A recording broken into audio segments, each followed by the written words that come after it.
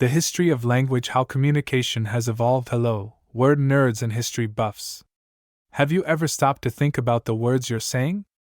How they came to be and how they've changed over time. Language is such a fundamental part of our lives, yet we often take it for granted. So, let's take a step back in time and explore the fascinating history of language.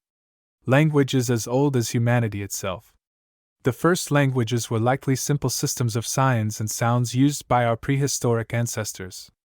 These early forms of communication were crucial for survival, allowing our ancestors to work together and share knowledge.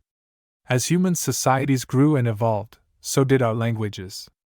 People developed more complex languages to express more complex thoughts and ideas. This is when we see the emergence of grammar rules for how words can be arranged and changed to convey different meanings. One of the most significant developments in the history of language was the invention of writing. The earliest form of writing was pictographic, where pictures represented words or ideas. Over time, these pictures became simplified and stylized, eventually evolving into the letters and characters we use today. The invention of writing allowed people to record their knowledge and pass it on to future generations. It also allowed for the development of literature, science, history, and all the other disciplines that rely on written records. But language is not static, it's constantly changing and evolving. New words are created, meanings change, and old words fall out of use.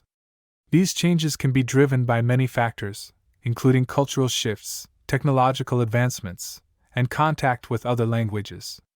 Today, there are over 7,000 languages spoken around the world, each with its own unique sounds, words, and grammar. But despite this diversity, all languages share one thing in common: they are tools for communication, allowing us to share our thoughts, feelings, and experiences with each other. So, the next time you're having a conversation or reading a book, take a moment to appreciate the rich history and complexity of language.